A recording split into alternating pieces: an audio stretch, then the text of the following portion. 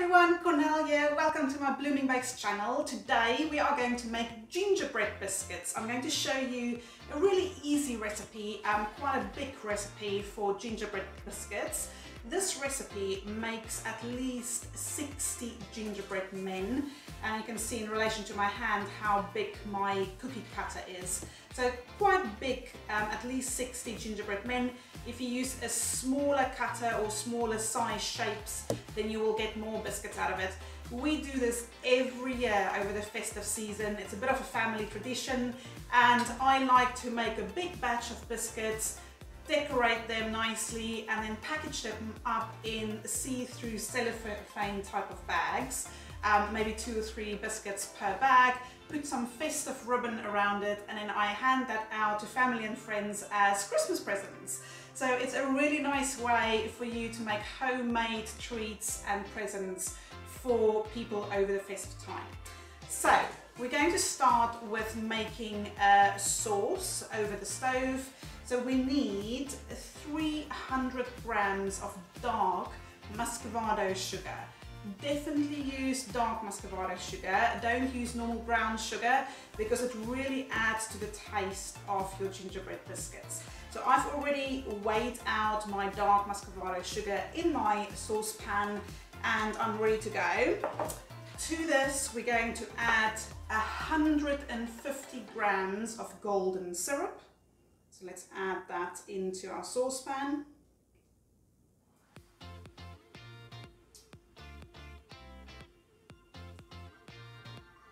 If you don't have golden syrup where you live, so in certain countries you don't get golden syrup very easily, you can use corn syrup as well. Honey doesn't really have the same taste, but you can use corn syrup as an alternative. But golden syrup is the best. It does have quite a distinct taste to it, which adds to your gingerbread biscuit taste. Right, okay, so that is 150 grams of golden syrup. And then to this we're going to add our spices. So I've got 2 tablespoons of ginger, so quite a lot of ginger, 4 teaspoons of cinnamon, ground cinnamon, and then just a pinch of cloves. If you don't like cloves, it's quite a quiet taste, then just don't put the cloves in. But don't be shy with your ginger and add a bit of cinnamon as well. So 2 tablespoons of ginger, 4 teaspoons of cinnamon, and a bit of cloves. Add that all into your saucepan. And then I've got 380 grams of butter. I'm not going to add it straight away. I'm going to start this on a medium heat on the stove until it starts to melt, and then I'll add my butter at that stage. And you literally just want your syrup and your sauce to melt. So the sugar and the butter should all be melted before we're going to add it to our dry ingredients. It's not necessary to boil or simmer for a period of time. You literally just want everything to be nicely melted. So if you scoop it up with a spoon, you'll see a nice, smooth, melted syrup. So let's do this, and I'll pop back to add it to our dry ingredients. Okay, so we've got our gorgeous dark syrup that we have melted on the stove. It just took 3 to 5 minutes. You literally just want it melted. If you don't do this step, you run the risk that your gingerbread biscuits might be a little bit gritty because it goes into the oven for a very short period of time and it might not have enough time for the sugar in your dough to melt. So you might actually have sugar crystals in your biscuits if you don't melt it first. So that's mainly the reason why we do it for our gingerbread biscuits. There we have a gorgeous syrup. I'm going to put this to one side, and we're just going to get the rest of our dry ingredients ready, and then we're going to add that syrup to that. So you can definitely do this by hand if you don't have a stand mixer, but obviously if you've got an electric stand mixer, why not use it? Use your dough hook because we are making a biscuit dough. Now in here we're going to add 900 grams of plain flour. You can see it's a nice big amount, so it is a generous recipe. I'm going to add all of that in.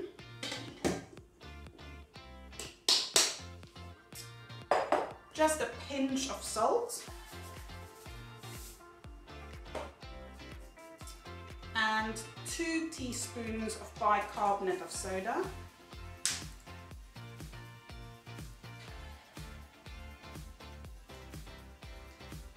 That's 1,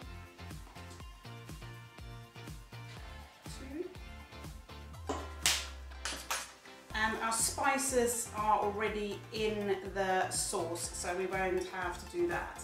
Right, so now I'm just going to make a little hole in my flour mixture here, and we're going to add all of that gorgeous syrup to our dry ingredients and mix it. It is as easy as that.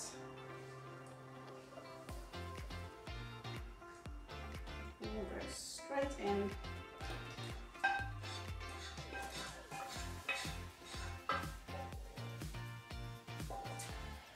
Perfect. And we pop this into the stand mixer. Start slowly, you don't want it to splash everywhere, and keep an eye on it. And we're going to mix it until it comes together as dough.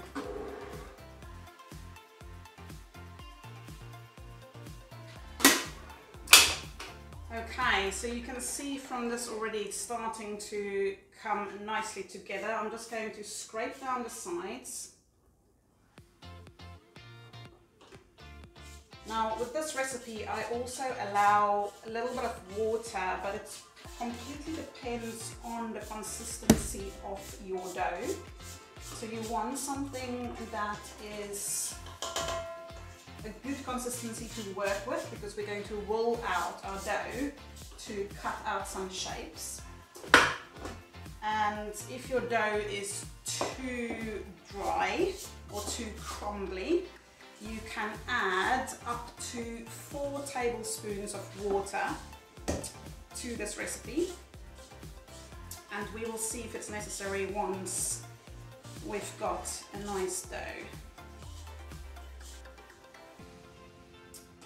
Okay, let's put that back in.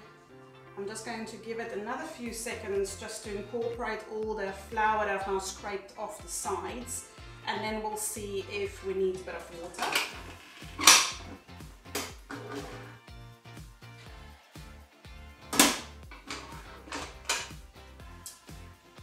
Right. You can see the dough hook is coming out nice and clean. So it's definitely starting to become a nice dough to work with. Right, let me show you what this looks like. So if you roll it in a little ball in your hand, it's a really nice dough. If I squeeze it out like that, it does crumble a little bit. So I am going to add just a little bit of water to this, and I'm probably going to continue with my hands at this stage, just to get it into a nice shape that I want, or state that I want, and then we will clear our counter to get some gingerbread biscuits. So I'm going to start with just 1 tablespoon of water.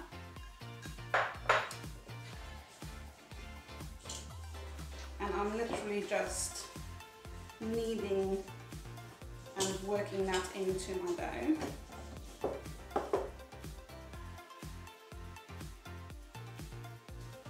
And I think that is going to be enough. Right. Let me just show you again what this looks like.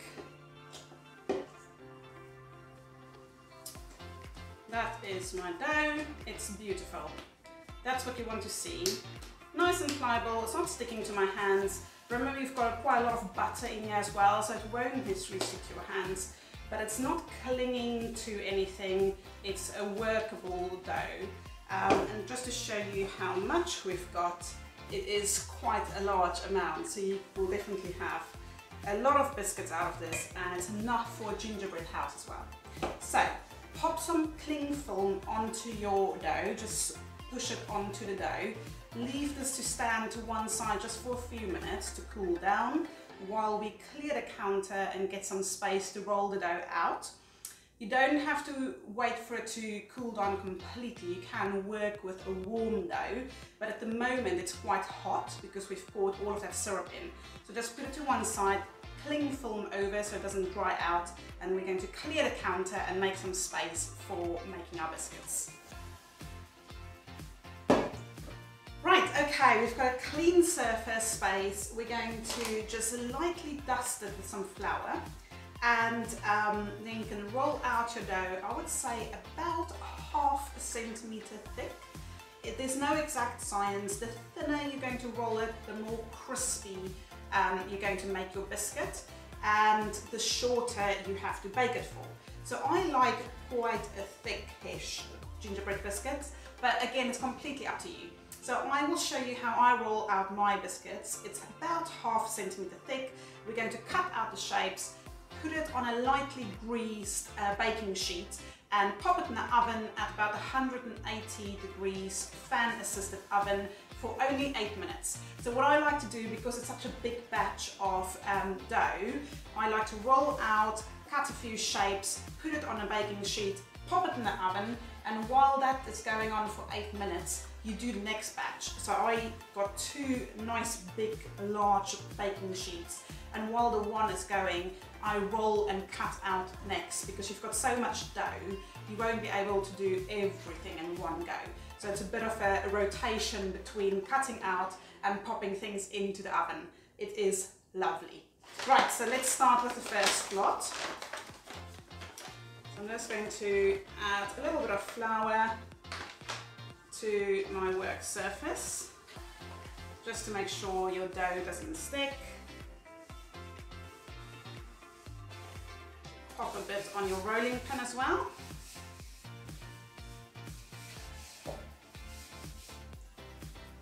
Perfect. Then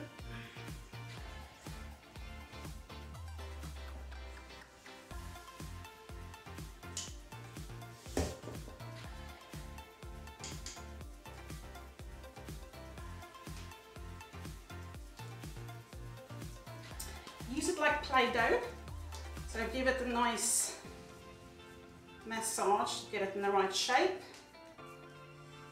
and we'll pop it there, and we're going to roll it out.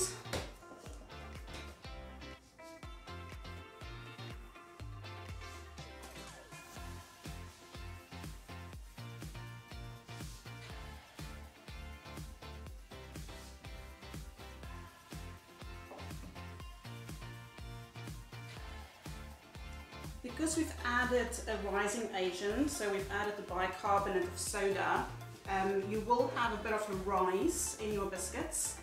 So don't pack them right against each other on your baking sheet, because they will increase in size a little bit. Right, so I would say that is roughly about ½ centimeter thick. So you literally just take your cutters and get the shapes you want. So I'm doing a few gingerbread men, and I've got a very cute little Christmas tree.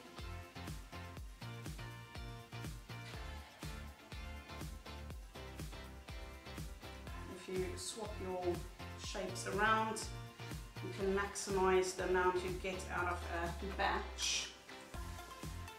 And I'm just going to finish all of these.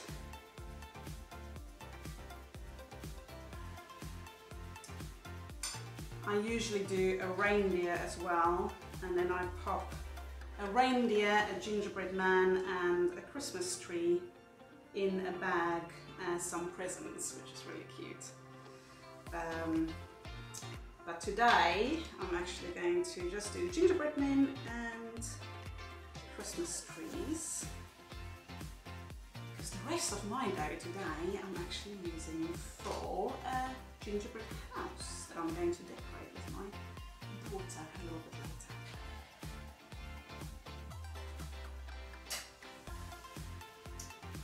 Right, there you go. And this is already 1, 2, 3, 4, 5, 6, 7, 8, 9, 10, 11 biscuits, and I haven't even used a quarter of the dough. So you can see how much you can get out, and there's still a lot of dough in between these biscuits. So every time you take your shapes out, so you literally do this, put the offcuts to one side because you're going to reuse it. Lift your shapes just very carefully. You can try and use a spatula to help you lift the shapes off your work surface if that's easier. I've got a lightly greased baking sheet, and I'm literally just going to pop it on there. Give your biscuits about 1 centimetre at least between them. As I said, they will increase in size a little bit.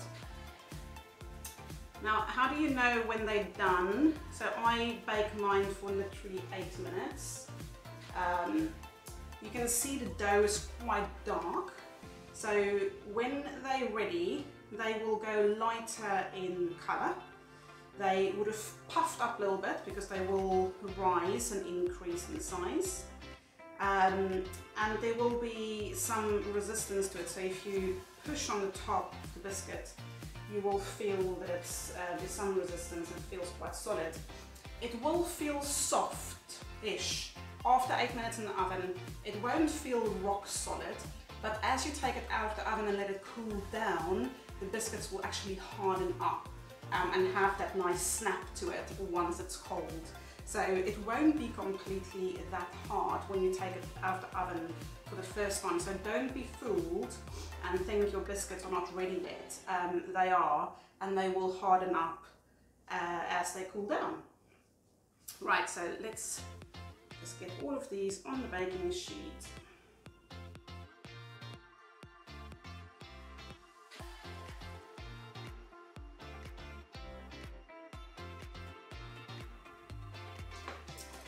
Right, so there we have our first tray of gingerbread biscuits. So as you can see, I'm leaving some space between them, otherwise they will go against each other. You'll have to cut them free from each other. 8 minutes, 180 degrees, fan assisted oven, and they will be perfect. Take them out, let them cool down, and then you'll literally be able to push them and they'll just slide off the baking tray very easily. So let's do that now. There we have it, 8 minutes on the dot at 180 degrees fan. We've got gorgeous gingerbread men. I've already cooled this down now for just about a minute in the pan, and I can already feel they are going hard. But when they come just out of the oven, if you push on them just a little bit like that, you'll feel that it's still a tiny bit soft, but as you watch it, you'll be able to push a little bit and the biscuit will jump back. So that is how you know it is done. Leave it on your baking sheet for just a few minutes just to cool down a little bit, and then you would be able to literally just move them and take them off the baking sheet. If you do it too early, they might break because they will still be soft, but as they cool down, they will harden up and become a nice crispy biscuit. So there you have it. Also note how they've increased in size. So the space between the biscuits now is much less than when we put them initially on the baking sheet. So definitely remember to leave some space between your biscuits. You can see those two have actually started touching each other just there because we didn't leave enough space. So definitely make sure you leave enough space so they can increase in size a little bit. And I'm not going to cover the decorating of these biscuits in this video, but I will pop the ingredients and the recipe below this video for a royal icing, which is what you use to decorate these. So follow that recipe to make yourself royal icing, and you can decorate in any color and shape and pattern that you want for beautiful Christmas presents for you or for the family and friends over the festive time. Remember to like this video if you found it useful, and subscribe to my channel if you want to see more from me in the future. And if you use this recipe, please send me pictures, show me what you've done, and use the hashtag #BloomingBakesByCornell. Thank you so much, bye!